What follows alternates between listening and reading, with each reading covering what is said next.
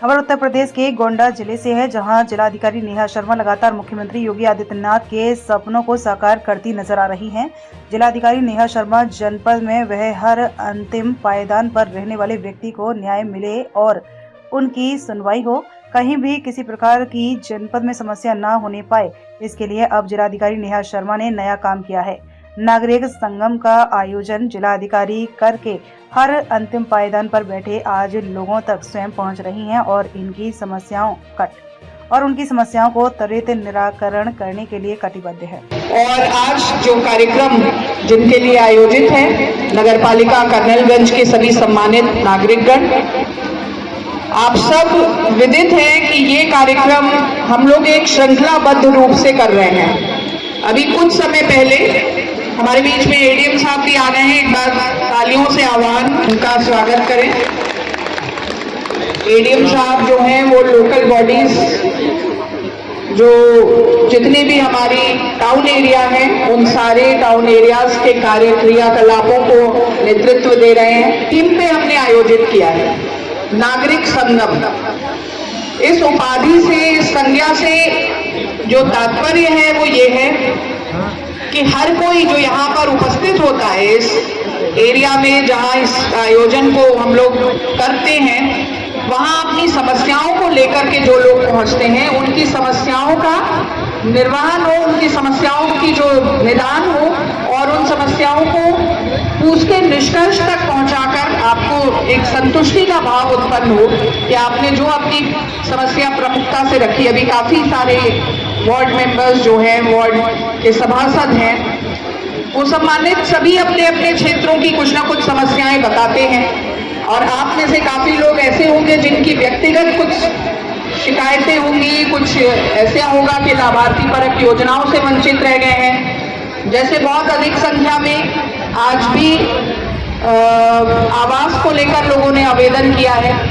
ये डेस्क आप देख रहे हैं, जिन डेस्क पे भीड़ लगी हुई है और सभी अधिकारी कर्मचारी अपनी जिम्मेदारी का निर्वहन कर रहे हैं, वो यही कर रहे हैं कि आपकी जो शिकायतें या समस्याएं हैं उनके निदान के लिए उनकी प्रोसेसिंग बहुत तत्परता से हो सके और आपको एक छत के नीचे एक संगम के रूप में आपकी समस्याएं सुनी जाए और उनका निदान बहुत ही क्विक तरीके से उसको इंश्योर किया जाए।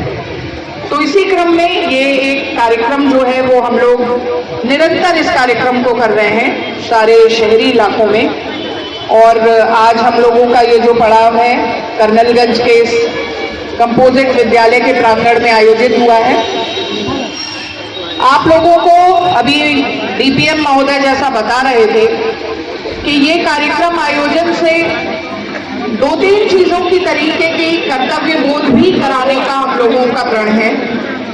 एक नागरिक के रूप में हमारा एक कर्तव्य ये भी है कि हम अपने शहर को, अपने आसपास को स्वच्छ और सुंदर बनाए रखने में जो नगर पालिकाएं हैं, जो लोग लगे हुए हैं, उनको, उनके जो संसाधन हैं, उसमें हम कहीं ना कहीं अपनी जो भूमिका है उसको अदा करें और उनको एक सहयोग प्रदान करने का कार्य करें। अभी मेरे सामने जो लिस्ट रखी गई उसमें काफी सारे ऐसे पॉइंट बताए गए कि जहाँ पे पहले जहाँ दिक्कतें थी, जहाँ कूड़े का जमाव था, जहाँ पर कचरा उत्सर्जित रहता था, उन जगहों को साफ किया गया, नालियों की तली झाड़ सफाई की गई। अब ये कार्य जो है, ये कार्य जो भी हम लोग वेस्ट का एक देखते हैं, बहुत बड़ा गार्बेज का बहुत बड़ा एक पॉइंट बन जाता है, पूरा घर बन जाता है, वो रातों रात नहीं उत्पन्न होता है। उस जगह को बार बार निरंतर रूप से वहां पर गंदगी व्याप्त रहती है और एक कूड़े का ढेर वहां बड़ा सा लग जाता है। आज अगर उसको विलोपित कर भी दिया गया तो आगे ये कंपोजिट विद्यालय के प्रांगण में इसका आयोजन किया गया, जिससे समीपवर्ती 5 वार्ड में वार्डों के लिए नागरिक संगम कार्यक्रम आयोजित था।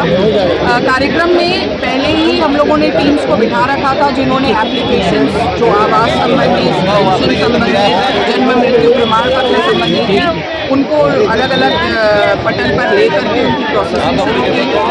दूसरा, आज जो मुख्य उद्देश्य था लोगों के साथ एक संवाद स्थापित करना और जिस पूरे एरिया की क्या विकराल समस्याएं हैं उनके बारे में अवगत होते हुए उन पर कार्रवाई करना। अभी हम लोग एक स्थलीय निरीक्षण के लिए भी जा रहे हैं, जो विगत कुछ दिवसों में कार्य हुए हैं उनका आकलन करने के लिए और लोगों से ज़मीन पर जो समस्याएं हैं उसके बारे में जो शिकायतें आई है मैम, क्या लगता है कब तक इनका निस्तारण हो जाएगा? देखिए, सभी समस्याओं में मैंने हमेशा ये मेंटेन किया है कि 2 तरीके की समस्याएं हैं। कुछ में हम लोग बिल्कुल क्विक रिस्पॉन्स दे पाते हैं, जैसे अतिक्रमण का एक मसला है, वहाँ तुरंत भेज दिया गया है लोगों को, सफाई बिंदु कुछ इंगित हुए हैं। लेकिन जो पेंशन संबंधी हैं, जो आवास संबंधी हैं, उनको क्योंकि पोर्टल पर हम लोगों को उनकी पात्रता की शर्तों को दिखवाते हुए अपलोड कराना है और उसमें थोड़ा समय लगता है, तो ये 15 दिवसों का समय तो मिनिमम लगेगा ही।